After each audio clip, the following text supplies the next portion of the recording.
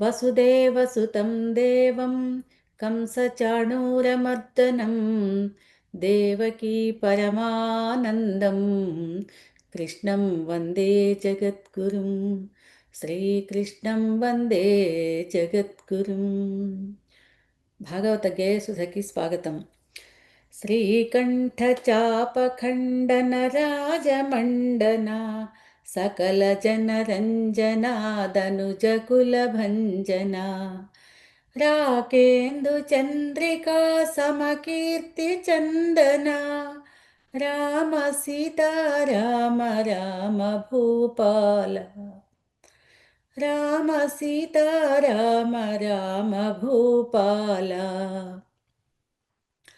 వ్యాస భగవానునకు వందనంబొనరించి పోతన మహాకవికి చేతులను జోడించి రామాజ్ఞచే పలుకు భాగవత సుధయందు శ్రీకృష్ణ సర్వస్వమగు దశమ స్కంధమిది. శ్రీ విష్ణు క్షేత్రమౌ నైమిసారణ్యమున సూత పౌరాణికులు ప్రీతి బోధించినది. విశ్వాత్ముడైన హరి విశ్వంభరత్వము భక్త పాలన కళా సంరంభతత్వము. పరమ పవిత్రమైన శ్రీమద్ భాగవతంలోని దశమస్కంధంలో కృష్ణలీలలు గురించి చెప్పుకుంటున్నాము. కాళీయ మర్దనము, గోవర్ధనోద్ధరణము ఇవన్నీ చెప్పుకుని బృందావనంలో విహరిస్తున్న బలరాముడు, కృష్ణుడు తోటి గోపాలకులతో కూడి విహరిస్తున్న విధానాన్ని అదంతా తెలుసుకున్నాము. ఇప్పుడు మనము కృష్ణలీలల్లో ఇంకో అద్భుతమైన ఘట్టాన్ని తెలుసుకుందాం. బృందావనంలో శరత్కాలం వచ్చింది. శరత్కాలం రాగానే శరత్చంద్రుడు, శరత్ పూర్ణిమ ఎంత అద్భుతంగా ఉందో. చంద్రమండల శోభగాంచి గోవిందుండు బృందావనమ్మున యమునాతటమ్మున లోకమును సమ్మోహనము చేయు రీతిగా ఆలపించను మధుర గీతమును మురళిపై.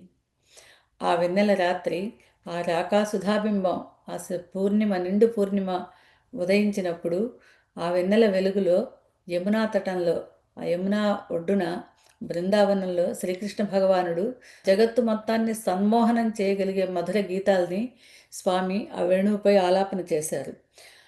ఆ మధుర గానమున కాయత్త చిత్తలై గొల్ల పడుచులు వడిగ ఇల్లు వాకిలి విడచి మారుని సరంబులకు మనములు చెలింపంగ గోవిందు సందర్శనమునకు ఏ తెంచ. గోపికలు ఆ వేణునాదాన్ని విన్నారు.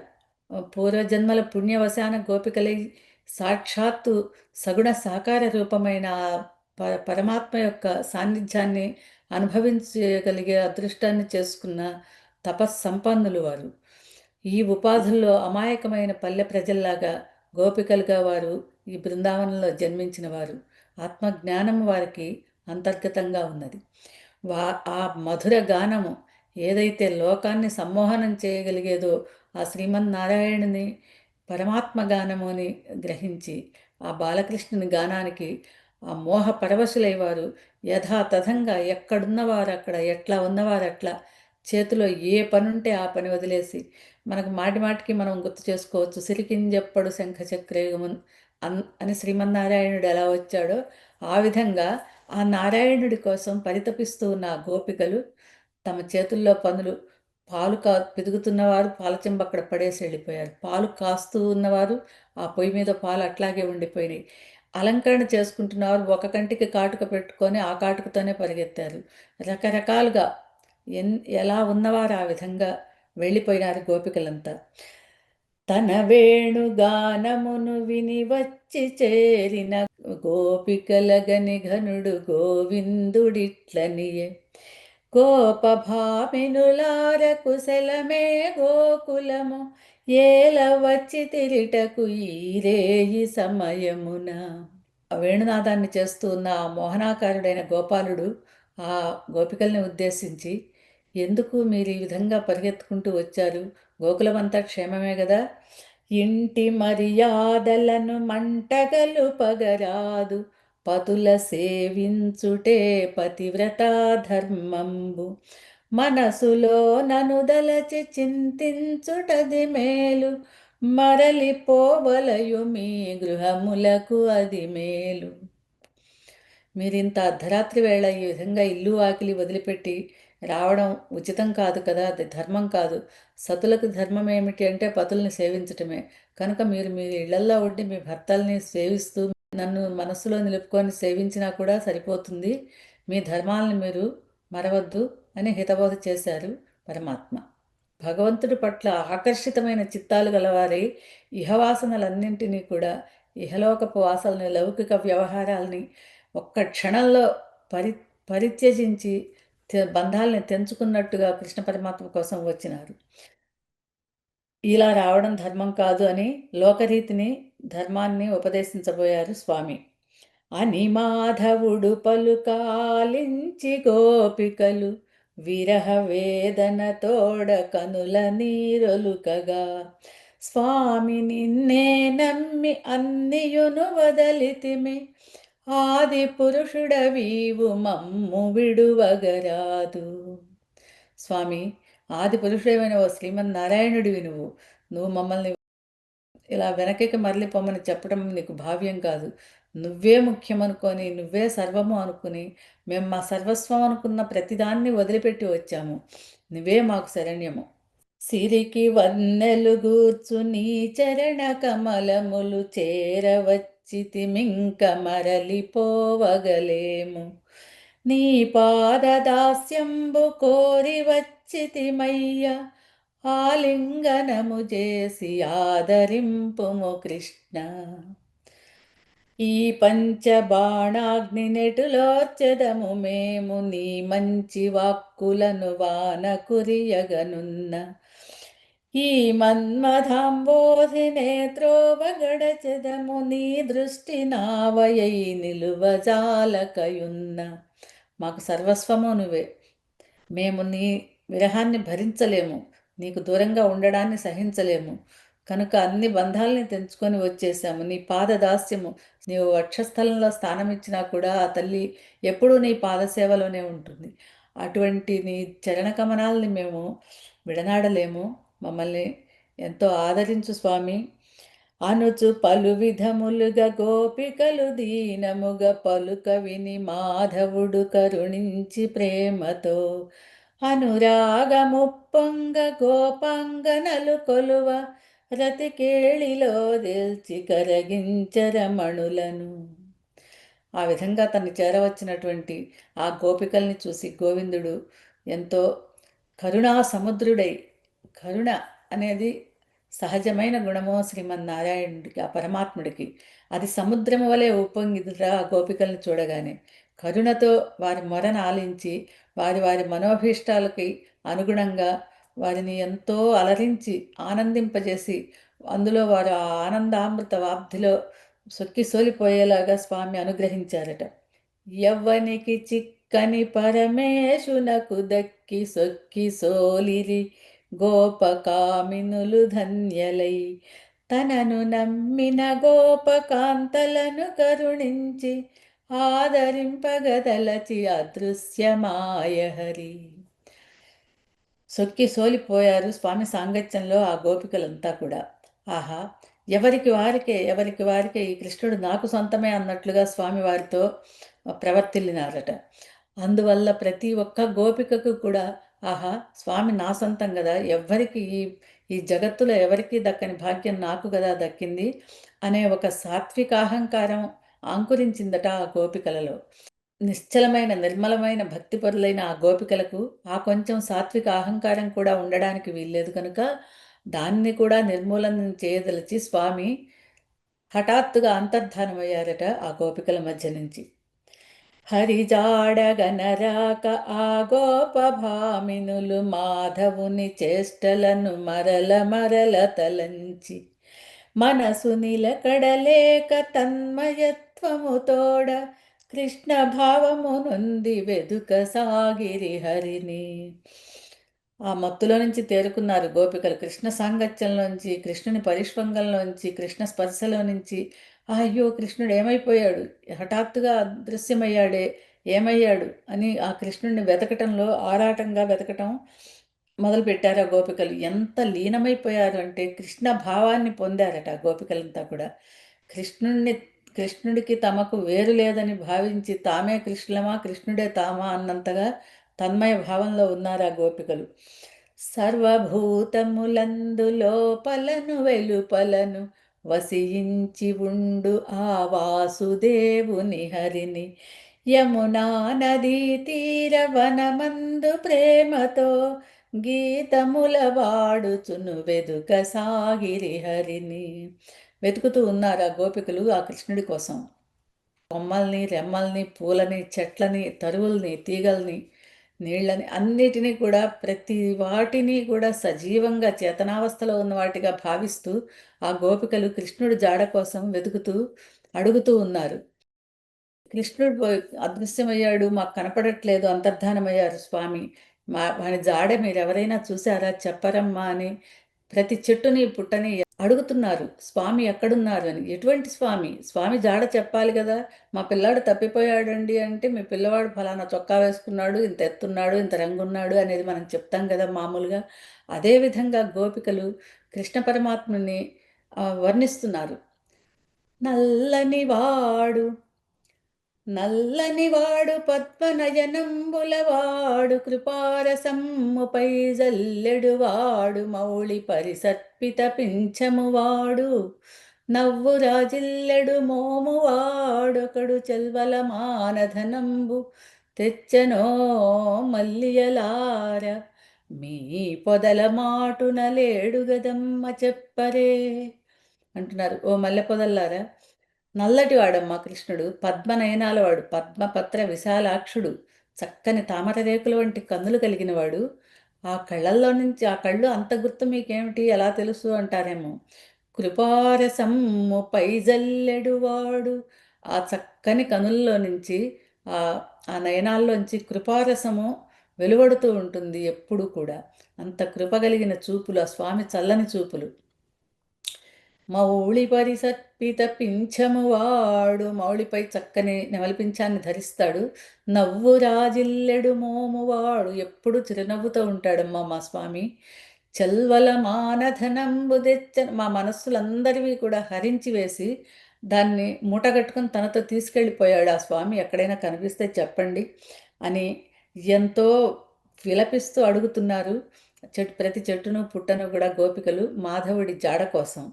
వెదకి వేసారి హరి జాడ కనుగొనలేక మదన తాపమున ఉన్మాద చిత్తములతో తనువులను మరచియును తమను కృష్ణు గదలచి కృష్ణు లీలలనభినయించిరా గోపికలు.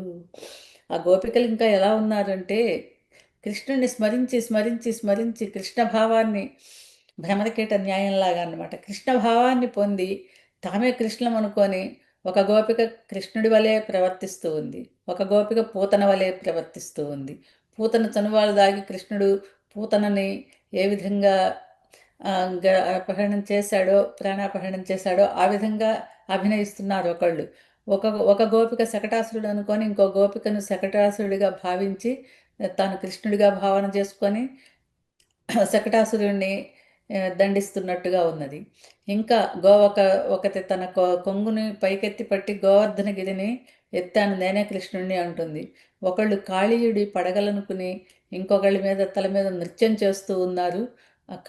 కాళీయమర్దనం చేసిన చిన్ని కృష్ణుడిని నేనే అని కృష్ణ భావంతో తన్మయం పొందిపోయి సకలమైన తాము అప్పటి వరకు బృందావనంలో చూసిన అన్ని శ్రీకృష్ణ లీలలన్నింటినీ ఊరికే గుర్తు చేసుకోవడం కాకుండా వాళ్ళ తనువు మనస్సు త్రికరణాలతో వాళ్ళు దాన్ని నింపుకుని ఉండడం వల్ల దాన్ని అభినయిస్తూ ఉన్నారు. అటువంటి అవస్థలో ఉన్మాదుల పిచ్చివాళ్లలాగా ప్రవర్తిస్తూ ఇంకా వెతుకుతూ ఉన్నారు.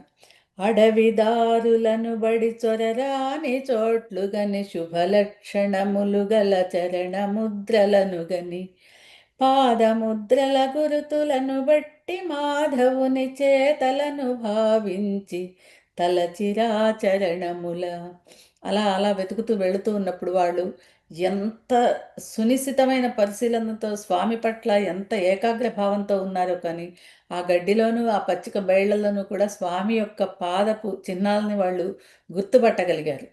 ఆ స్వామి చరణ ముద్రలు ఉన్న పద్ధతిని బట్టి స్వామి యొక్క చర్యలన్నీ స్వామి ఎలా వెళ్ళారో ఏమి చేశారో ఊహించగలుగుతున్నారు వాళ్ళు. వారికి ఆ విధంగా స్వామి చరణాలు ఎటువంటి చరణాలు స్వామి చరణాలంటే సనకాది మునివరుల ధ్యాన చరణముల విశ్రుతి వధు సీమంత వీధులను వెలుగునవి క్షీరాబ్ది తనయకాధారమగు చరణములు ముక్తి కాంతా మనోహరములీ చరణములు ఈ పాదరజములే బ్రహ్మాది దేవతలు భక్తితో శిరముపై తాల్చి వెలిగెడు సిరులు అనుచు గోపికలెంత భక్తి విరహములతో హరిని కానకలేక యమునా తటిని చేరి ఇంకా యమునా ఒడ్డుకు వెళ్ళారు. ఆ పాదముద్రలు కనిపిస్తున్నాయి కానీ స్వామి కనపడలేదు. ఆహా, ఇటే వెళ్ళి ఉంటారు స్వామి, ఎక్కడికి వెళ్ళి ఉంటారు అని అలా అలా అలా వెతుకుతూ యమునా తీరానికి వెళ్ళారు. ఇంకా కృష్ణుని ఎలా ప్రార్థిస్తున్నారు కనరాని కృష్ణుణ్ణి కనపడమని. ఓ కృష్ణ ఓ సుందరాకార మాధవ నీ వలన గోకులము సిరి సంపదల నెలవు చూపుమా నీ రూపు వెదకితిమి నీ కొరకు ప్రాణముల నరచేత పెట్టుకొని కడవరకు. నీ కోసం వెతుకుతూ ఉన్నామయ్యా, ప్రాణాలు అరచేతిలో పెట్టుకో వెతుకుతున్నాము. మా ఊపిరున్నంత వరకు నీకోసం వెతుకుతాము, నువ్వు కనపడు స్వామి, ఎక్కడున్నావు? నీ రాకతో మా గోకులమంతా సిరి సంపదలకు శ్రీ మహాలక్ష్మికి నిలయమైపోయింది. సకల శుభాల్ని మాకు చేకూర్చావు. ఎన్నిటి నుంచి మమ్మ కాపాడావు స్వామి నువ్వు. కాళీయు నణచితివి కార్చిచ్చు నణచితివి గోవర్ధనమునెత్తి గోకులముగాచితివి కాచితివి పలుమార్లు కాని కాలములందు కాముని చెర నుండి కాపాడవది ఏలా.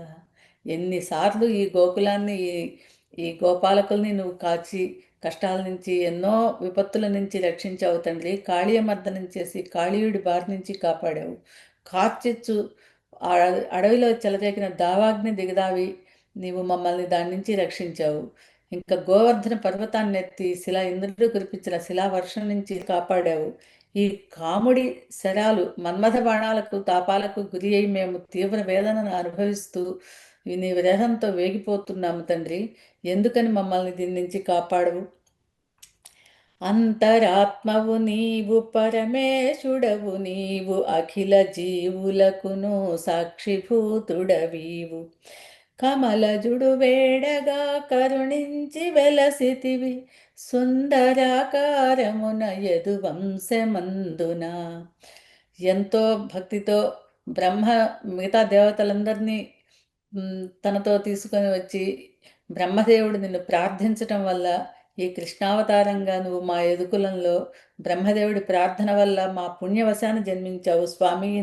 కొలుచు వారలకు సంసార భయమును వాపి కామితమ్ములు దీర్చు నీ దివ్య హస్తమును శ్రీదేవి హస్తమును చేపట్టు హస్తమును మా మస్తకములపై ఉంచి మము బ్రతికించు.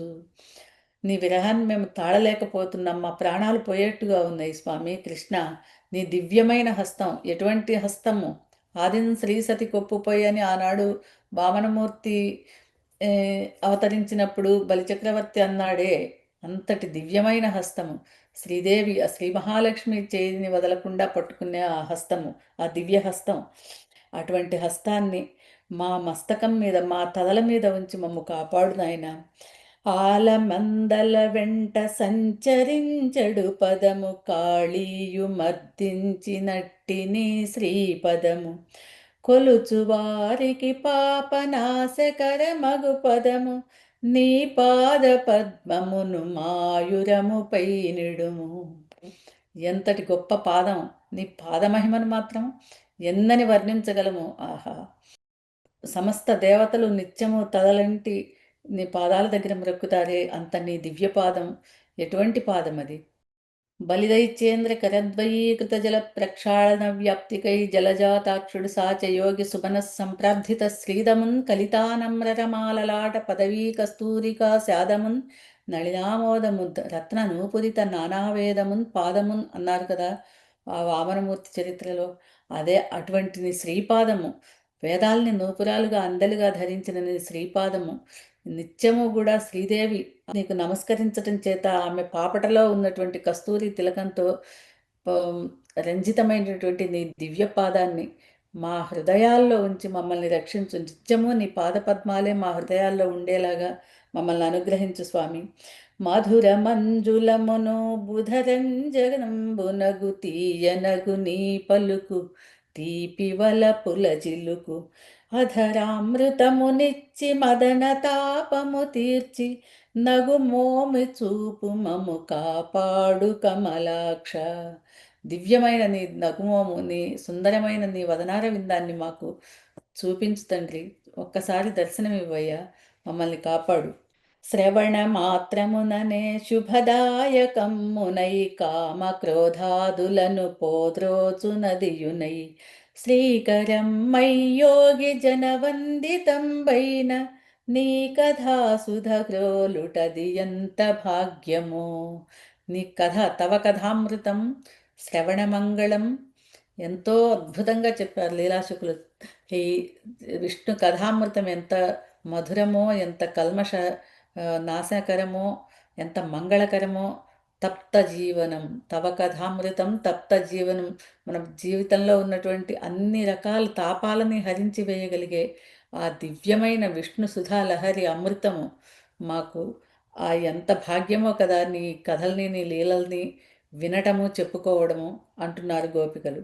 నీ నగవు, నీ చూపు, నీతో విహారములు, నీ ధ్యానములు, నీదు పరిహాస వచనములు నాటుకొని ఉన్నవి మా మనమ్ములలోన మరలి రావవి మాధవా మమ్ముగావవా. నీ దివ్యమైనటువంటి నీ నీ చక్కని చిరునవ్వులు, అందమైన మనోహరమైన మనస్సుని హరించే నీ చిరునవ్వు, నీ చూపులు, నీ ధ్యానం, నీ పరిహాసం, నువ్వు మాతో ఎంతో చిదుర్లాడి ఎంతో పరిహాసంగా సరస సల్లాపాలాడిన ఆ పలుకులు అవన్నీ కూడా మా మదిలో, మా హృదయాల్లో నిలిచిపోయి ఉన్నాయి. మా మనస్సులు వాటి నుంచి మరలి రావు తండ్రి. కనుక మమ్మల్ని కాపాడయ్యా. గోధూళి ధూసరితమైన నీ వదనంబు ముంగురులు మోగిన నీదు ముద్దుల మోము నవ పద్మరాగములు చిమ్ము నీ నగుమోము ఓ ప్రియా మరులు గొల్పును గదా మా మనము.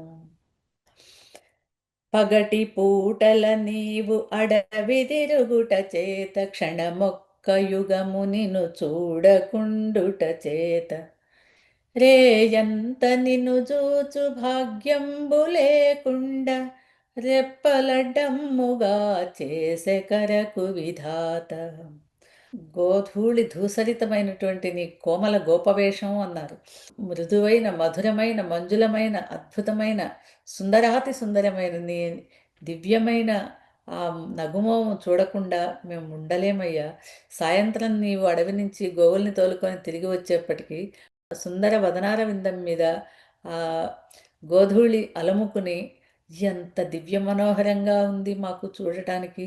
చిరునవ్వు కాంతులు చిందుతూ ఉన్న నీ కళ్ళు, నీ ముఖము చూడనిదే మేము ఒక క్షణం ఉండలేమయ్యా.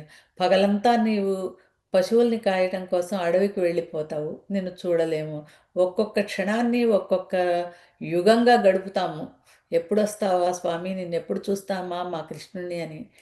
రేయంత మిము జూచు భాగ్యంబు లేకుండా రెప్పలడ్డమ్ముగా చేసే కరకు విధాత.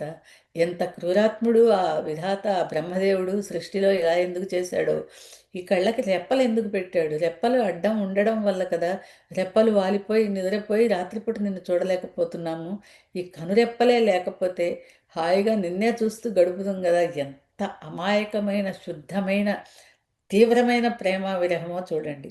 మోహనంబైన నీ వేణుగానంబు విని మోహితలమై ఇంట నిలువజాలగలేక పరుగుతో వచ్చితిమి ఎందుబోతివి కృష్ణ కరుగదా నీ మనము ఇంత నిర్దయుడవా.